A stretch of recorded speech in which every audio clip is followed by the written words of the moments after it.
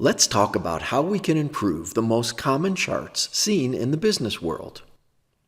The default settings of our visualization tools can quickly generate suboptimal charts.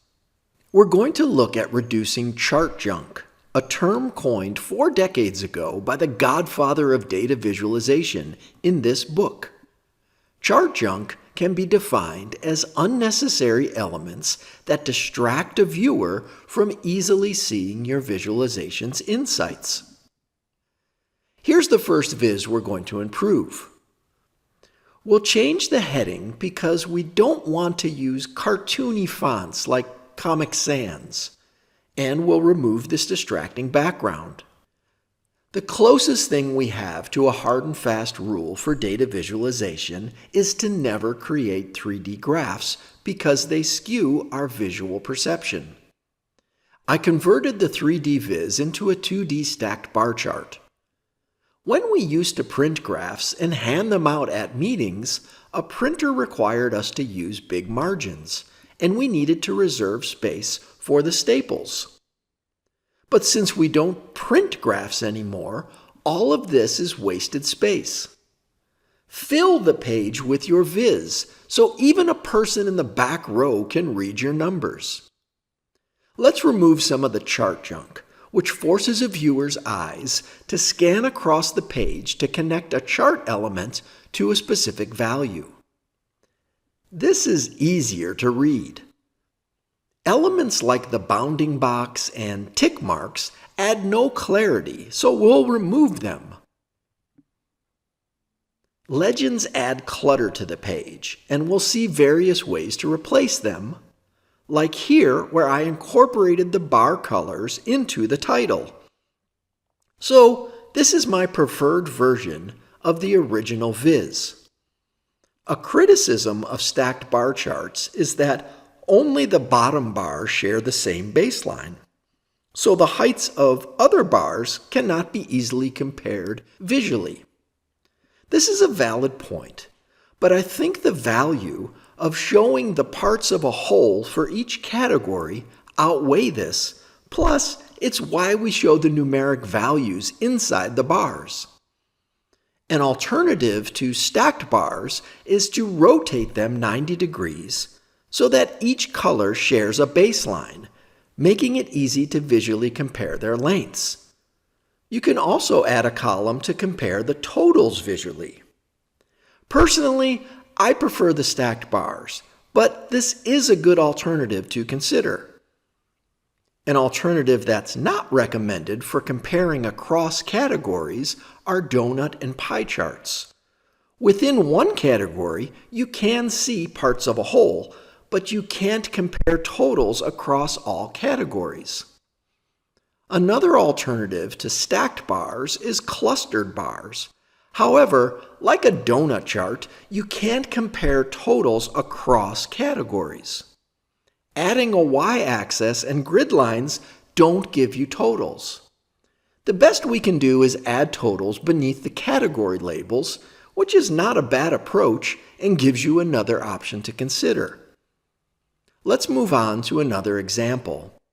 If your company has a standard template with unnecessary elements like big titles, busy panels, and page numbers as if we're going to print out these slides and say, "Turn to page 17, you have permission to place your visuals on blank slides.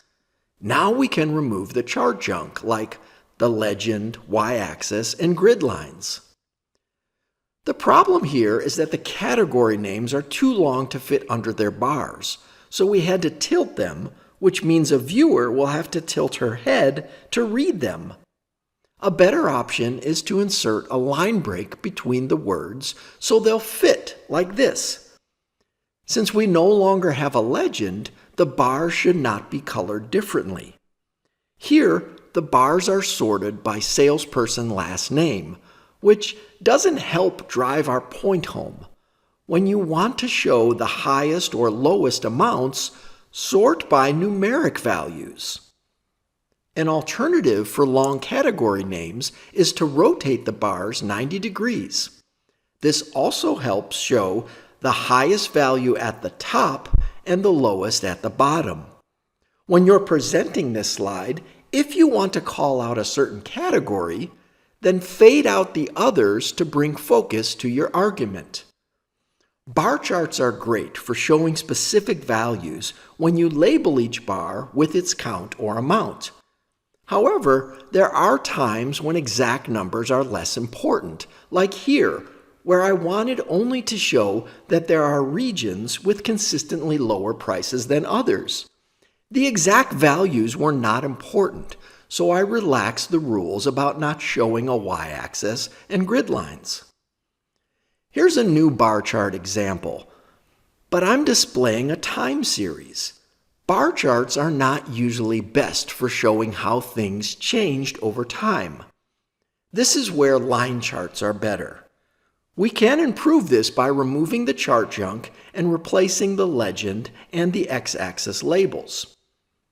Thicker lines are usually better, and when they overlap significantly, add some transparency to the colors. Here you can see that red and blue make purple when the number of open cases was nearly the same as closed cases. Also, labeling the most recent points with exact values is helpful. Here's a viz that's an example of a spaghetti chart, where there's lots of overlapping lines. A great way to avoid a legend is to label each line with a font color that matches its line color. So, you can start off by showing this slide, but when you want to make a specific point, like how compute costs have skyrocketed, then fade out the other lines to highlight what's most important. A hybrid chart with a dual y-axis can be difficult to read as you try to scan left and right. See how the grid lines line up with the axis on the left, but not with the axis on the right? The point I was trying to make with this chart was a good one, that you need to consider the combination of speed and cost when choosing a cluster size. The way I made the chart readable was to replace the y-axis by labeling the bars and points with their amounts. Now you can easily see the insight I wanted to make about diminishing returns. Of all the objectionable charts, the pie chart is the most dreaded. The curse of a third dimension makes 3D pie charts hard to read. The 4 slices here each look fairly similar, but even a simple black and white bar chart makes the difference easier to see. The strength of a pie chart is that it shows parts of a whole, but when the subject of the chart is something like number of employees, a people graph can show differences better than pie slices.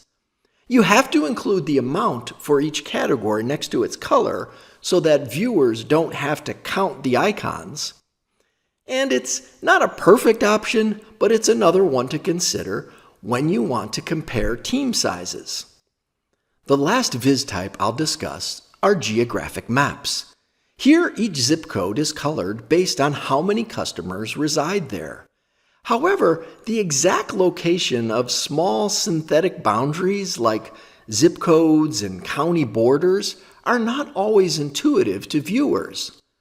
A great fix is to display major roadways, especially interstate highways, because people have a better feel for where roads exist in the real world.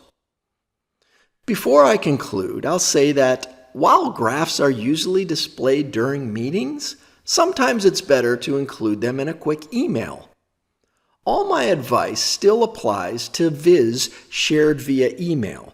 The only additional thing I'll mention is that since you won't be there in person to explain the graph, it's often good practice to add little annotations to get your point across. I hope you learned some tips you can use when you make your next viz.